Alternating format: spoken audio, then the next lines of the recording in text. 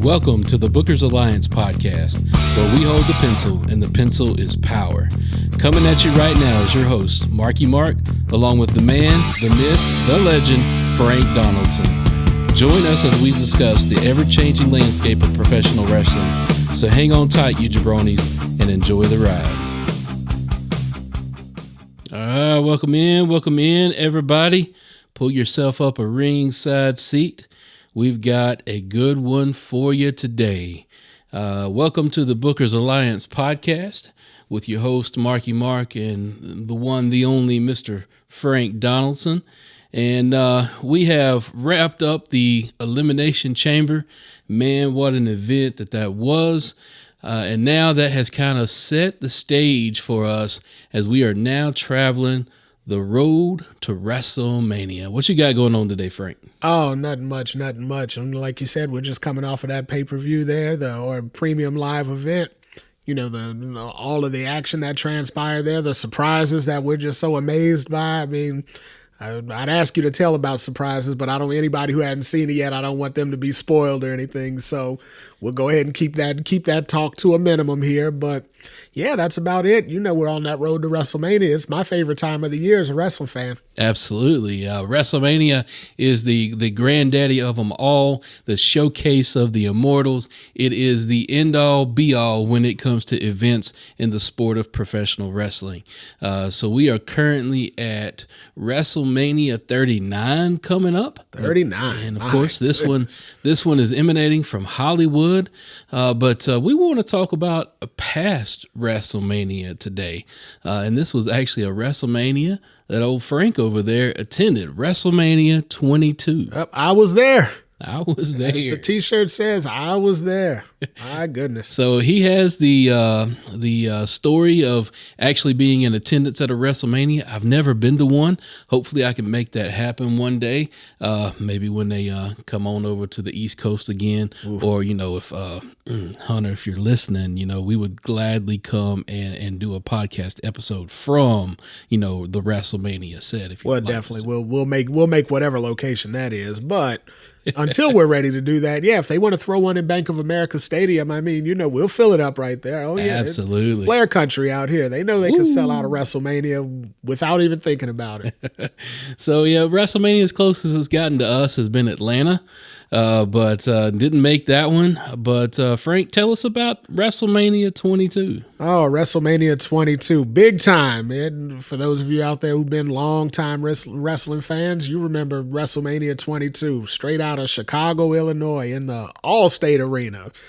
Looks like it was April 2nd, 2006, Chicago, Illinois. My goodness. It's hard to believe that was 22, and now here we are at 39. I mean, my God. The days go by fast, sir. Oh, yeah. I mean, I'm just sitting here thinking now, I was a ripe old 28 years old and, you know, still just a diehard wrestling fan, and it was a WrestleMania in my city. They had only had two there before. Before that was 13 and WrestleMania 2. So part of WrestleMania 2 was it emanated from three different locations. That's right, they did. Yep, Madison Square Garden, L.A., and they did Chicago. So Chicago hosted the 20-man over-the-top battle royal with the wrestlers and the football players. The British Bulldogs actually beat the Dream Team for their first and only WWE Tag Team title win. Those were the only two memorable matches from that event there. But I mean, you know, it was just an experience to go to. After all those years of watching, for it being that close, I didn't want to miss it, and it's a good thing I didn't, because Chicago never got another WrestleMania after that. Yeah, that's. I remember 22 vaguely. Unfortunately, stats is not my forte. Well, that's why we're a good team. Absolutely. See, I'm here to help with that, because Lord knows anybody who's been listening here for a while must think I remember way too much useless nonsense. If there was only a WrestleMania Jeopardy, oh yeah, I'd be right in there for that. Yes, sir, Mr. Alex Trebek. Mm-hmm. Wrestling facts for 10,000, Alex. I got you. But WrestleMania 22, obviously there had to be an Undertaker match in there somewhere. Also, WrestleMania 22, probably heyday of old John Cena. Absolutely. The champ is here. Looks like we also had a no-holds-barred match between Shawn and Vince Mr. McMahon. Absolutely, yeah. It was they actually started teasing the resurgence of Degeneration X at that pay-per-view with the crotch chopping throughout the night and things like that. Yeah, all that stuff happened. The Undertaker match you referenced, that was actually the casket match with Mark Henry. Right. So it was Mark Henry in a high-profile match at WrestleMania. I don't know who thought that was going to be a good idea, but hey, why not? Mark, if you're listening out there on Busted Open, I mean, hey, I respect everything you did in the ring. I just didn't like it as far as how it looked. It wasn't the best looking, but I mean, hey, main event match with Undertaker at WrestleMania. Can't go wrong with that. It wasn't bowling shoe ugly, was it? That wasn't bowling shoe ugly, but I mean, it was, it wasn't ugly. I mean, it was a casket match, right? So, I mean, there was no technique involved. There was no, catch as catch can or anything like that. It was just a brawl, but I mean, Mark was still in his younger day. That was before his world title run and things like that. Mark was ascending, but, he'd been in about 10 years at that point, because he came out of the 96 Olympics. So he'd been around, but, he never really had that high-profile feud until that Undertaker, so the match just stood out because, obviously he was on a high-profile stage. It just looked a lot bigger than he might have seen at that point. Right. So tell us, before we get into the card and some of the matches, tell us about the atmosphere and what it was like to be around the production and just the atmosphere of the fans. Well, so the experience was second to none. I mean, this was back before the week-long access and all that other. This is when they had access in the one-day. So it was, I think access started at 10 a.m. that day. So I think I got there around 11. So WrestleMania started at, I think they opened the gates at 6:30. I got to Allstate at like 11. So you can imagine this was a long day. But I mean, the stuff you see at Access now, it wasn't like that then. They basically just had a lot of tents up in the big parking lot. So they had the area sectioned off for parking, and then all the area immediately preceding the stadium was all sectioned off for access. So you would go into, they had tents where you could go in and have your picture taken with replica belts, or it wasn't like it is now where they had autograph signings and all that. The guys were inside. They were prepping. They weren't outside able to do anything. But some personalities came out, some managers, things like that. They came through and kind of walked through access. And if you felt like waiting, you could get a picture with them. That really wasn't my thing. I'll just never forget. So I went by myself. One of my buddies was supposed to go with me. And he was just like, you know what, man, it's going to be a long day. When I told him when I was going, he's like, that's just going to be a long day. And I don't know. And, he was going to try and buy a ticket there. And they were saying tickets were scarce. I mean, they were secondhand. You were going to have to get a scalp ticket. I actually got my ticket legit right from Ticketmaster at the time. Looks like I was in section 112 where the players dwell. Let's see, row M, seat 21, and paid a cool $200 for that seat. So back in 2006, that was a nice little shake of money there. Right. Be shelling out on a 4-hour event for one ticket, but yeah, so the secondhand tickets were obviously going for more than that. Yeah, my buddy was just like, that's a long day and it's going to cost me even more. I should have got the tickets when you got them, blah, blah, blah. So anyway, I was like, I don't care. I was like, you say whatever you need to say. I'll tell you about it when I get back because I'm going. I already had my ticket. It was in my hand. I'm out the door. So, I took off down there just, as you wait in line to get in the different events, to get into different experiences. You just talk to people, you say, hey, how you doing? Start talking about what match you want to see. I'll never forget there were a couple of guys, we were just sitting in the line and they popped up and said, man, I'm getting kind of tired of standing around. We took a cab over here from the hotel we're staying at. They were from out of town and they were like, in our backpacks here, we got, like a 12-pack in here. There's no way we're going to be, we were going to drink it throughout the day. This is probably like 3, and they hadn't even touched them yet. I don't even know if these kids were old enough to be drinking, but that's what they said. They were like, man, we got this backpack. We got a 12-pack in here, and it's just the 2 of us. He's like, I'd already told him I was local and all that. They're like, did you drive? I'm like, yeah, of course. They're like, man, you want to go sit in your car and put back some of these beers? put back some of these beers. I was like, good Lord. You didn't have to ask. I was like, you don't have to tease me for a good time. I mean, strangers in your car and all that. But I mean, we're in a gated All-State Arena parking lot with a bunch of wrestling fans. And if there's one thing that precedes everything else, out of all cultural bias, all of what the real world goes through right now that we don't talk about on this podcast because we like to suspend that bit of reality. Absolutely. All that went completely out the door because all I saw was two wrestling fans and all they saw was a wrestling fan. So, yeah, we went back to the car, put down all the beers. I mean, we fit because they couldn't take them in. And they were like, well, we'll leave them in the car. I'm like, no, we're not leaving anything in the car. We're throwing all this away. So yeah, we put back all the beers and went on into WrestleMania. I mean, I'll never forget, the explode. They weren't sitting anywhere near me, so I never saw them again, But again, for that moment in time, we had a common interest, so we were all best friends that day. But yeah, just the experience as a whole. I mean, it was great. Anybody who gets a chance to go to WrestleMania, if you're a true wrestling fan, don't pass it up because I mean, the experience is something that I could sit here and try and tell you a lot of the highlights of it, but I'm not going to remember everything of it. I mean, because there's just so much in such a small amount of time. You're just trying to cram it all in. It's amazing. So 22, that was before all the big stadiums and stuff like that. Yeah. So WrestleMania 22 was the last WrestleMania that Chicago got. Period. They've never had another WrestleMania, and that's the last arena WrestleMania that they have had. Because the very next year in 23, it went back to Detroit and Ford Field. Of course, that's a huge stadium, right. And 24, of course, was Orlando for Flair's retirement. With the outdoor arena and the fireworks. So I mean, this was an enclosed indoor stadium. Any of you wrestling fans that are watching, you've seen All-State Arena on many different occasions, for live events, other premium live events they've had. Allstate is a mecca of wrestling, but that was the last WrestleMania that was in an arena show, and that was the last one for Chicago. And as the saying goes again, I was there. Right. And just to touch back on the point you were talking about it being a community. So I've been to several live events. Never been to a Mania, but I did have a chance to go to Clash of the Champions when they came to Charlotte. I've also been to numerous Raws, SmackDowns, AEW events. We've been to some of those together now, right. in my shorter time here in the North Carolina area. Right. I've been to. I think I even went to a TNA event at the old Bojangles Coliseum.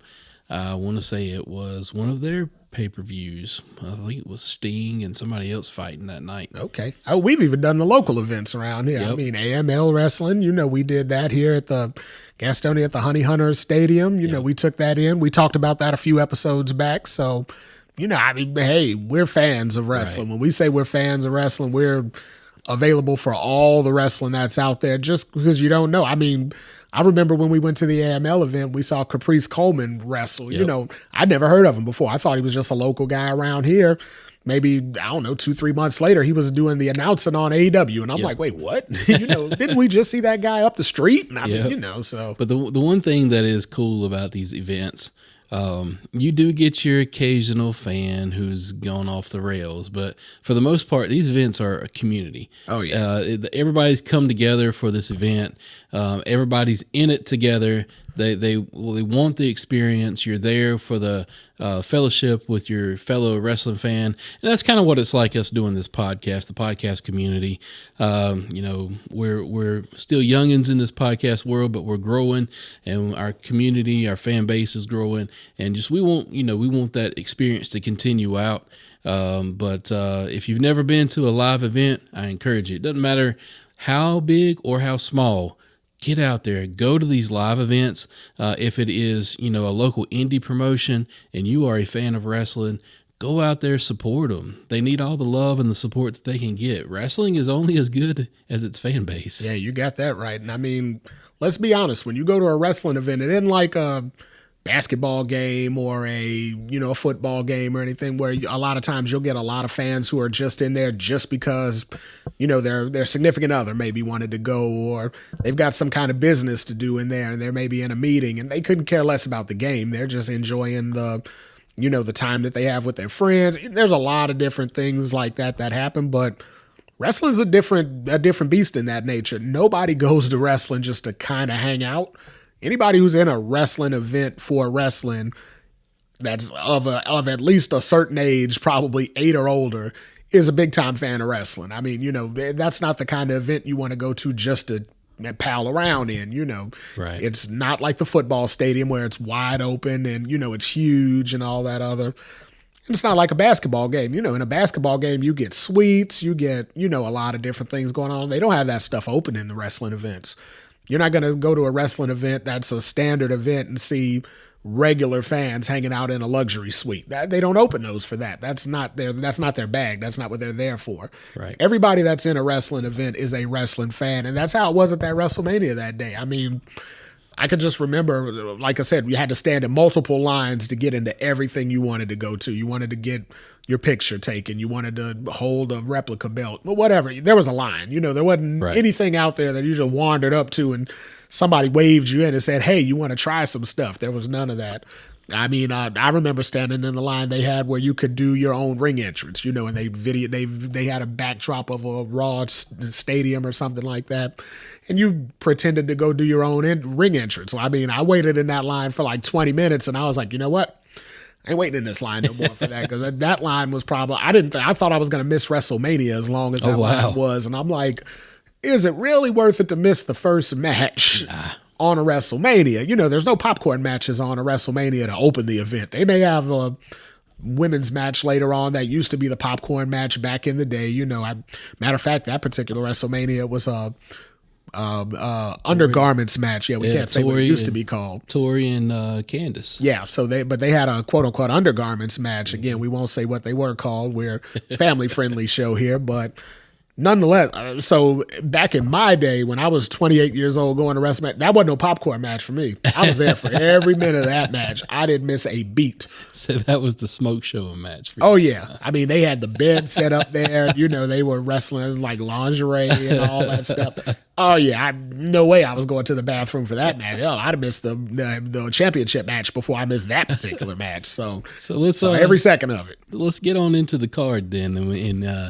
And looking at these matches here, we have, looks like there was a interpromotional battle royal to kick off, where it looks like Viscera. SmackDown. Yeah, where Viscera went over on Snitsky, it looks like. Yeah, that's what happened. I remember, so that was kind of that, match that opened it. And at that point, I was like, "No, I could have did my entrance out there." So you had instant regret. Yeah. I mean, WrestleMania usually opens kind of hot. Right. That was kind of like the dark match, I guess you would call it. That one actually didn't go on. It didn't go on the pay-per-view per se. It was kind of the, back when they used to have Sunday Night Heat and all that. It was kind of that match, the last free-for-all match that they had. So it was the last free-for-all match. But again, I'd never been to a WrestleMania. I didn't want to miss a minute of I don't blame you. In-ring action because I didn't know what I was going to miss. But yeah, as I was watching Big Daddy V and Snitsky in the ring at the end of it, I was like, well, I'm watching people file in and all that. I was like, I could have went ahead and did my entrance, but well. So the next match on the card looks like it was Big Show and Kane against Carlito and Chris Masters. Yep, and so that's what opened the actual pay-per-view. That was the first official match on the pay-per-view. Which again, I'm like, I could have did that entrance. I mean, I'm at this point, I'm like, you're not a fan of the Big Slow? I mean, so I thought that match was going to come a lot later in the event, right? Like I didn't expect to open that way. But, the old school WrestleManias, they kind of did open slow. They had like a build and they always, I think I've heard it likened to a roller coaster before. You get that slow crawl up to the top, then you start hitting your peaks and valleys, then they want to end on the highest peak. And I didn't realize that slow crawl getting up to the top was a very slow crawl. But I mean, again, it's a WrestleMania, the energy's high.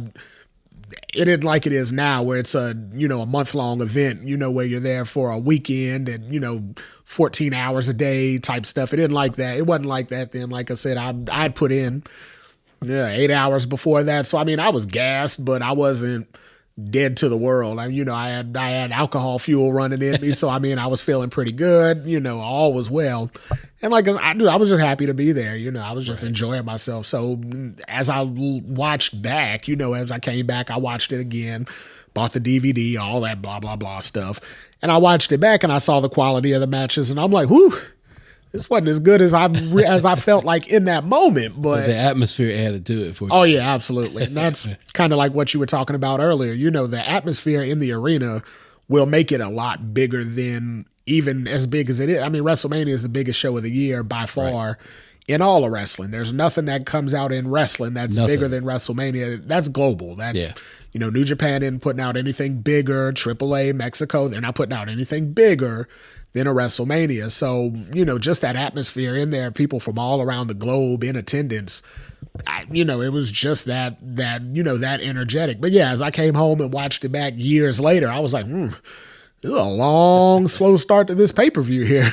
So it looks like the next match was Money in the Bank. Yep, there's where it picked up. There you go. And are my eyes deceiving me? Ric Flair was in a Money in the Bank match. So I don't know how much you remember of that match, but Ric Flair was in it for a little while.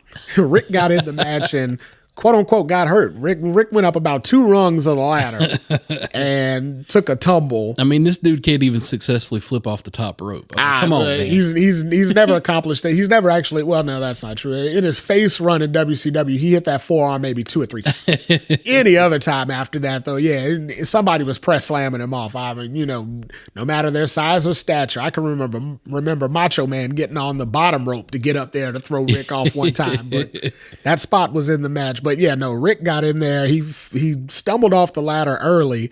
Well, then they put him through a ladder later. I think Matt Hardy or somebody jumped off the ladder and went right through the ladder with Rick. Well, they carted Rick out of there. They took him right on out of there and took him into the back. And he returned around the end of that ladder match. So that's one of those occasions where Rick really didn't have nothing going on, and they were like, "Oh, we'll figure out something for the old guy here. Get him out there. But get he him shouldn't have been in a WrestleMania payday." But yeah, they could have done something better for that. So it looks like Rob Van Dam went on to win that match, and that would have set him up for the ECW championship, John Cena run, right? Yep. That's exactly where it led to. ECW One Night Stand, where Rob won the belt. Nice. Then Rob let a little bit of weed go a little bit too far, and that took all his little championship hopes and dreams away. Rob, come on. Never to be returned again. Then we move on. Looks like Bradshaw. He went up against old Chris Benoit. Yep. So that was the JBL, era of Bradshaw. Yep. And I mean, it was really, really interesting to see a Chris Benoit match live. I mean, I know WWE won't talk about him, so I'm going to go ahead and talk about him now because I separate the person from the in-ring talent. And as far as in-ring talent, I mean, he made JBL look like a worker that day because, Benoit was he put on a technical masterpiece in that match, even working with a non-technical wrestler like JBL. So yeah, that was definitely a memorable match to be able to see. That guy was intense. I mean, clearly, but obviously he was, but even then he was intense. That was an intense guy. I will say, going off topic just for a moment, probably, and this is another episode within itself that we will eventually get to down the road, one of the best factions that I've ever seen. Chris Benoit, Dean Malenko, Perry Saturn, Eddie Guerrero. The Radicals. Oh, yeah. I loved that faction, man. Oh, yeah. That was an incredible sight to be. Yeah, absolutely. I mean, especially then, at that point, that was kind of on the back end of WCW's popularity, but those particular guys, they were still the young, hungry workhorses in WCW that were basically carrying the promotion with their work rate. You're looking at it like, my God, these guys are animals in the ring. Then all of a sudden to see them pop up on WWE TV and go on to reach the heights they reached. Both Eddie and Chris made it to the world championships, and they're on their respective brands. Yep. Dean Malenko, of course, multiple-time light heavyweight champion, cruiserweight champion, and then Saturn had Moppy, but, well, in any group, somebody's got to underachieve, and I mean... Yeah, but we would not have the Death Valley Driver without Perry Saturn. There was always Tommy Dreamer with him. Right? He had a Death Valley He stole that. Yeah. But they always say the best form of flattery is Yeah, there you go. Imitation is the best form of flattery. So, I mean, hey, whatever works. Tommy stole Jake Roberts' DDT from her. I mean, I don't know if Tommy has any original moves. He's Tommy, a collector. He just oh, there you go. He's listening on Busted Open. Tommy, if you got any original moves out there, enlighten me. Don't know. hesitate. We'll move on. Looks like next match was a hardcore match with Edge and Mick Foley. Oh yeah, so that hardcore match is called. That's taking that lightly. That's probably an understatement. That was the match where Edge lit the table on fire and jumped through, and him and Mick Foley went through the burning table, and I think that's how they win. That's how they ended up winning the match. He put Mick through the table, burned himself because by that point he didn't have his shirt on anymore. So he went through with straight skin. Lita was in the match, or Lita was out there with him. I mean, she contributed huge to that match, and if I remember hearing right, from all accounts that I could remember of, that was kind of the match that put Edge in that upper echelon of performers in that time. Absolutely. Up to that point, he hadn't sniffed world championships or things like that. But, as we know, after the ECW thing and all that, Ed, or after that WrestleMania leading into ECW, Edge finally had moved up to that John Cena level. And it was that match that put him there. So the next match, looks like that might have been one of the shortest matches on the card, if not the shortest match on the card. Boogeyman and Booker T. All right, yeah. So that wasn't a match. I mean, there's a couple of guys out there that, again, like I said, the wrestling events have peaks and valleys. That was a valley. That was definitely one of those, let me up type matches because, by that point, everybody had seen Boogeyman stick. That was really his first in-ring match. And Booker T put him over. From my understanding, Booker T was influential throughout the early part of his career, trying to guide him along the way, maybe training him some in the ring. He definitely worked with him a lot. I remember him and Queen Charmel doing a lot of the, Worms deals with with Boogeyman and all that. I remember that. Yeah, and I think they kind of charged Booker T with helping develop Boogeyman. I mean, there was no developing Boogeyman. I mean, his gimmick kind of was what it was, and his in-ring was his in-ring. I mean, it kind of was what it was too, so. Hot take. Elias is the new Boogeyman without the Boogeyman gimmick. Elias got a few more moves than Boogeyman. Boogeyman, I'm not even sure if he could accomplish a good slap. There's a lot of moves I saw Boogeyman try throughout his career that we saw more wrestling out of Ezekiel than we did Elias. Well, yeah, but I mean, Elias he's a gimmick all in of himself. True. He once the guitar gets put down, that's kind of the, what is it, the all steak and no sizzle? They all sizzle and no steak. I mean, the whole guitar thing, that's all your sizzle. Then then that damn bell ring, as Pritchard likes to say. We'll move on to the next match on the card. Mickie James versus Trish Stratus. Oh, yeah. Oh, my goodness. So I didn't miss near a minute of that match either. So, but I will say for women's wrestling at this time, those were two of the best, best of the best that they had on any card at that point, along with Lita and maybe Victoria. Yeah. Molly Holly was around in there too. So there's some Hall of Famer Ivory, and a lot of them, they were around in that era. They were kind of phasing out at that point, though. But the Trish and Mickie match, I mean, that was the story that they told culminating into that, where Mickie was kind of the stalker, the biggest fan that kind of turned into a stalker that kind of, went off the rails and then wanted to fight her. They told a really good story going into that. Trish put Mickie over. I mean, so it was kind of Mickie James's coming out party. She had her WrestleMania moment very early in her career. Something to be said about that. I mean, Mickey's still around going today. Yep. I mean, she is probably on the tail end of her last run. Yep. Matter of fact, I mean, she's gone on record saying that the next match she loses, that's it for her. So I mean, well, this was 17 years ago. So, I mean, and she wasn't a spring chicken coming into that. So, I mean, she's 20 years in. So, yeah, I can definitely see it. Yeah. I think what's most memorable out of that match, though, is what they cut off the network. So, those of you who either got the DVD or the network out there, and you want to go, or the Peacock, and you want to go out there and watch it, you ain't going to see this no more. But if you start YouTubing Mickie James' memorable moment from WrestleMania 22. You'll see Mickie do a little something with her when she put up a number 2, like a peace sign, and kind of looked at Trish, and she had wanted, I don't know, she kind of put it up by her nose. Maybe she was trying to scratch her nose or something like that, but somehow or another in there, her tongue came out, and I mean, all of a sudden, controversial, moments were happening at WrestleMania, but trust me, where I was sitting at, I'll never forget, because she was looking dead at Trish, and I was right behind where that was. So, I mean, I was looking her dead in the face when she was doing it, and I was like, did she just, Yep. That's all you heard in the arena was, oh my God, did you see what she just did? I'm like, yeah. So, yeah, yes, I did. So it looks like the next match was Taker versus Mark Henry in the casket match. In the casket match. Yep. Yes, it was. And I mean, again, like I joked around earlier and said, hey, it wasn't the best looking match or whatever. I mean, and again, as I said before, it wasn't a technical masterpiece. That's not the match you're going to show young and up and coming wrestlers and say, here's what you want to be in. It ain't going to be that.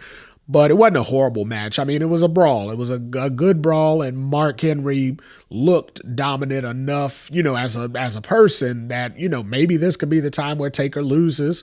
Yeah, at this point, the streak hadn't really been talked about yet, so it wasn't a big deal that he was going to go out and, win WrestleMania. It had been mentioned, but it wasn't like it got to be. So, like, hey, this might be interesting to see. I do remember hearing later on that they actually really considered putting Mark over in that match and having him in the streak because they thought that might propel him to that heavyweight championship level. And then they decided against it. They said, Mark's not the right guy, things like that. And looking back, I think I would tend to agree with that. Yeah.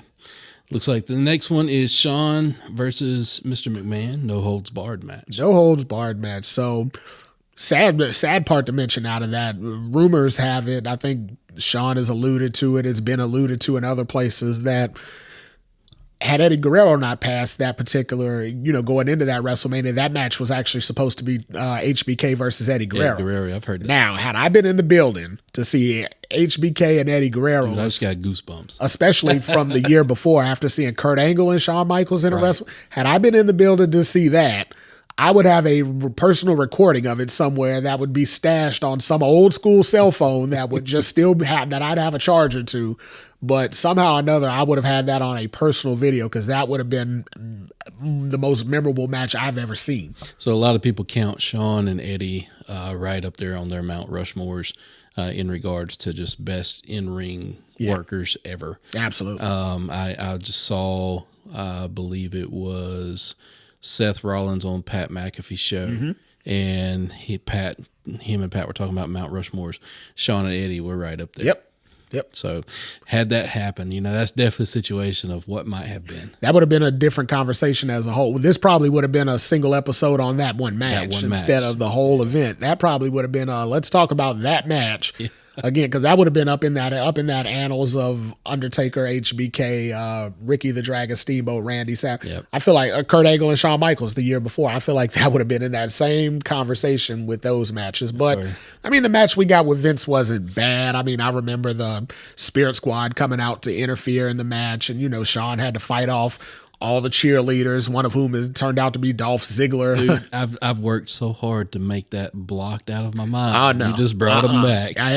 I'm the historian here, so I'm going to take you to places that Spirit Squad either never been or never wanted to go back to. But yeah, they came out there. I'll never forget HBK put Vince in the trash can and then dropped the elbow off the ladder. A lot of crazy stuff happened in the match. Shane came out and interfered, but again, at the time, I didn't know anything about the whole Eddie Guerrero thing. We had just lost Eddie, not too recently, so he was coming off of great WrestleMania matches into that. So, it was kind of a loss. But it was a Vince McMahon match. It was okay to see, a old school hero put a beating on Vince live, though. That's never bad. Vince puts on a great show, so that was never bad. Right.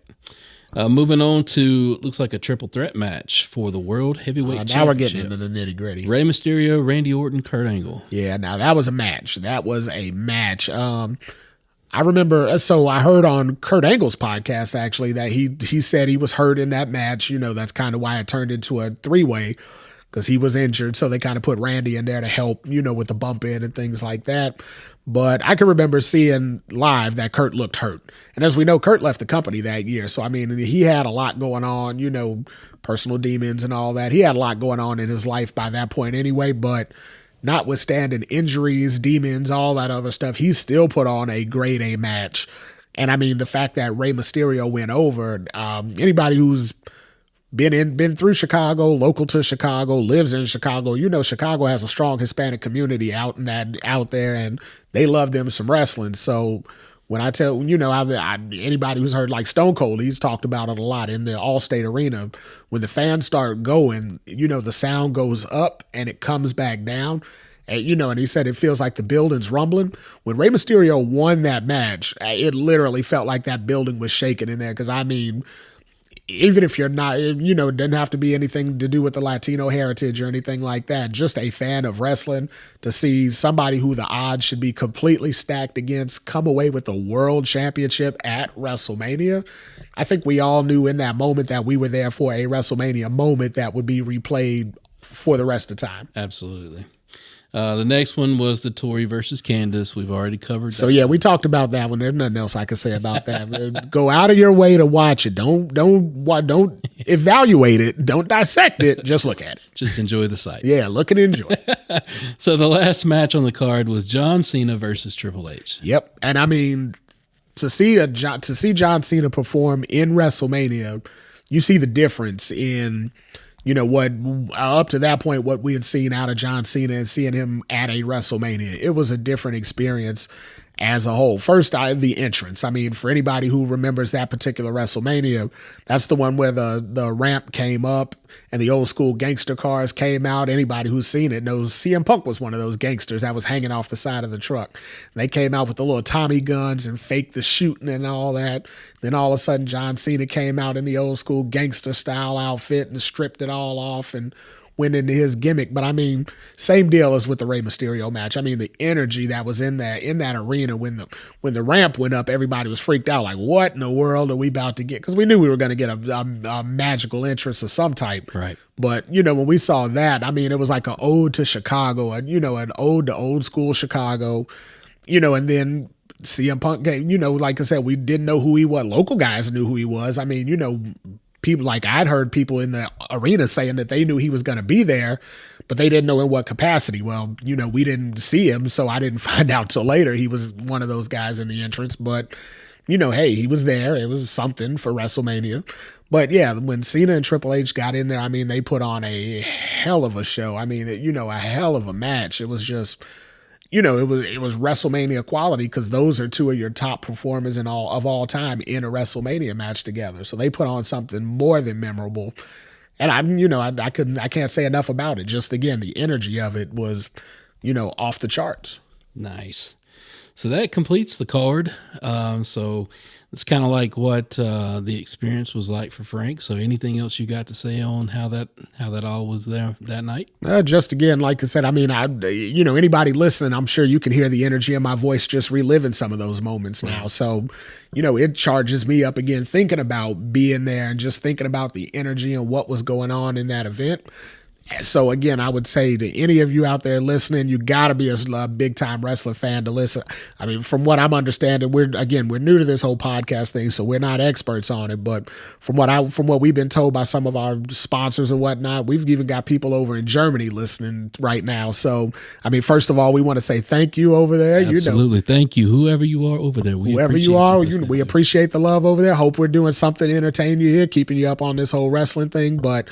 I mean, again, like I said, the energy is, I'm feeling it again. Like I was in the room, He's like hulking up. Almost. I mean, I'm almost there to the point where, I want to go into like commentate mode and just tell you guys. But yeah, so no matter where you are, if you're listening to this, you're a diehard wrestling fan. Nobody's just listening for the sake of listening. You're either friends of ours or you're fans of ours, or of wrestling as a whole. But if you get a chance to to go experience a WrestleMania, especially as big as it's grown now with how access is and all the Hall of Fame the night before and all that, if you get a chance to experience it, don't pass it up. Don't think about things like, oh my God, the cost is going to be, because this is a once in a lifetime experience that you're not going to get back. And as a true wrestling fan, there isn't anything better that you're going to get in the world of wrestling. Right.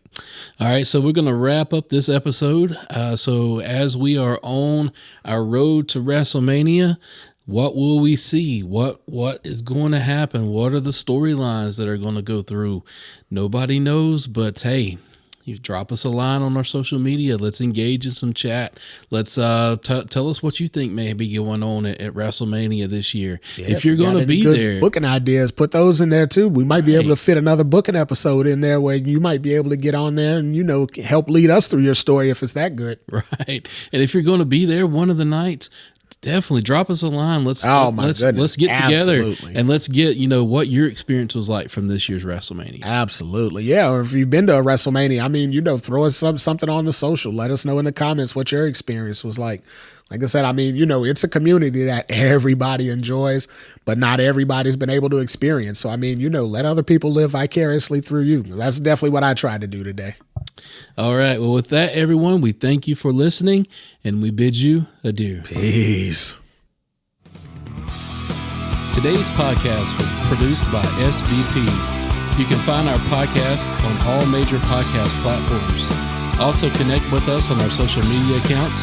Search for the Bookers Alliance on Facebook, Twitter, and Instagram.